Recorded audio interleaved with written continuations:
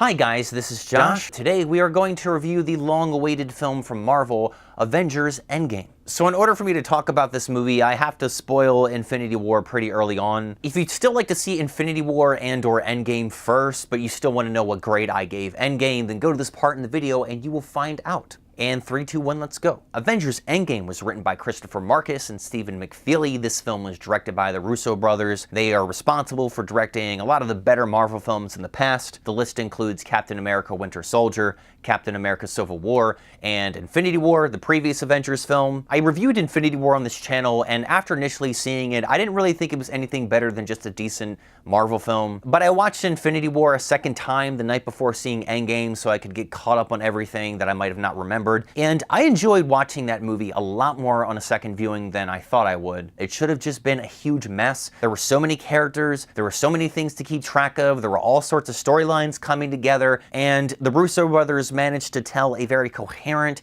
visually creative, and exciting story. What that film did is so impressive that it's easy to overlook all the things that it might have not done as well after seeing it a first time. Now, EndGame is definitely not as strong as Infinity War. It's longer, it's a little slow during some points, and it's just not as lean as Infinity War is. Overall, with EndGame, I think Marvel managed to put together yet another long, character-heavy film with a fairly satisfying conclusion. EndGame picks up right where Infinity War left off. Half of the universe's population has been wiped out by Thanos. The Avengers are trying to locate him to bring everyone back. The Avengers do find him, but it turns out that Thanos destroyed the Infinity Stones so no one could undo this mass genocide. Thanos is murdered on the spot by Thor, and 5 years go by. Tony Stark has a child. Hawkeye becomes an assassin. Thor gets fat from drinking profusely. Captain America leads a self-help group, and all the other Avengers do what they can to keep the peace in this post-apocalyptic world. Ant-Man then comes into the picture after luckily escaping the quantum realm thanks to this rat who steps on this button or something that ejects him back into reality. Kind of convenient, if you ask me. During this 5-year time, only 5 hours had passed for Ant-Man in the quantum realm, where time moves slower and can be manipulated, apparently. Ant-Man proposes to the Avengers that they use the quantum realm to go into the past, acquire the Infinity Stones, and bring them to the present so they can use them to bring everyone back. The thing is with the Infinity Stones, I don't know if you use them to wish people back. It seems like all you have to do is just put them on a glove and then think about what you want to happen, snap your fingers, and then it does? What is the science behind using the Infinity Stones to get what you want? Is it just like a birthday wish? So essentially, this film is a time travel heist movie or a multiverse heist movie because they're not going back in time per se to get the Infinity Stones. They're just going to a different universe altogether. Just a quick note to avoid confusion, I use the word universe and timeline interchangeably. They both mean the same thing for the sake of this review. The way this time machine works, according to Bruce Banner, is that when you go back in time, you're going to a different timeline, and you can bring items or people, I guess, from that timeline to your current timeline. And their current timeline won't be affected by what they do to these other timelines because, again, they're not going into the past, they're going to a different universe that's completely separate from their own. The other main rule they set up is that the Avengers have to return all of the Infinity Stones from these different universes back to those universes once they're done using them so that it doesn't create an alternate unstable timeline or something that the Ancient One warns them about before handing over the Time Stone. It's a little confusing. There's not an explanation as to why this is. You just have to accept it. Like, oh, it's so convenient that the time travel just doesn't work in a way where if you go into the past and change something,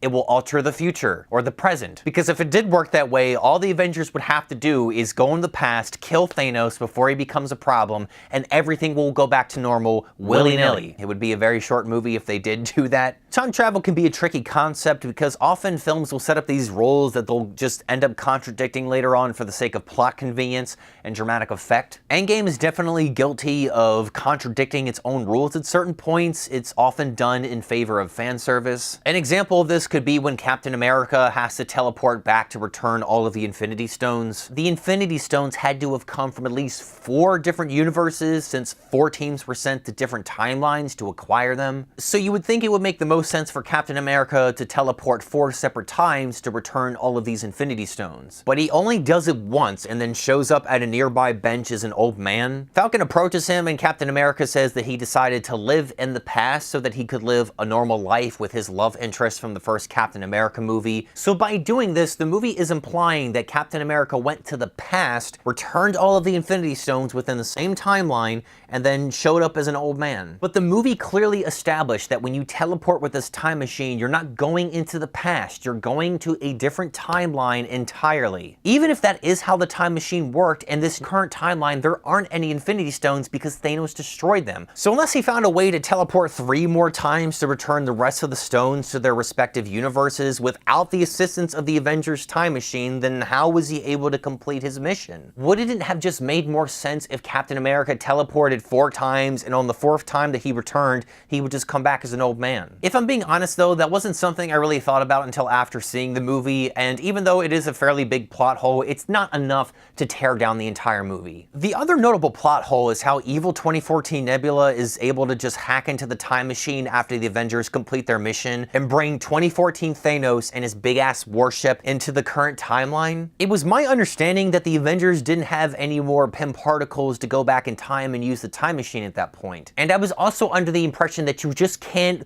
warp things from other timelines to the current timeline. If evil Nebula can do that, what's stopping good Nebula from doing literally the same exact thing with the Infinity Stones before they even do the time travel mission? I was kind of annoyed as to why Nebula failed to inform the Avengers that you need to trade a soul or a life for the Soul Stone. She also fails to mention until she and War Machine get to 2014 Morag that 2014 Thanos is going to be looking for the Power Stone at the same time that they're going to be there. Nebula clearly knew that Gamora was killed by Thanos in order to get the Soul Stone, and she served in Thanos' army in 2014 to get the Power Stone. Why didn't she tell the Avengers about any of that beforehand so they could plan accordingly? Did she just forget or something? Like the plot hole with old Captain America though, all of this silly stuff with good Nebula and bad Nebula is fairly easy to get over since the movie manages to be consistently entertaining for the most part, minus some slow parts at the beginning of the film. As expected, there's a really great action scene towards the end of the film where the Avengers go head to head with 2014 Thanos and his huge army. It starts off really strong when Thanos fights against Captain America, Fat Thor, and Iron Man. After that initial fight, all of the other Avengers come to the scene who had disappeared in the previous movie, and they all fight against Thanos' army. It's a really well put together,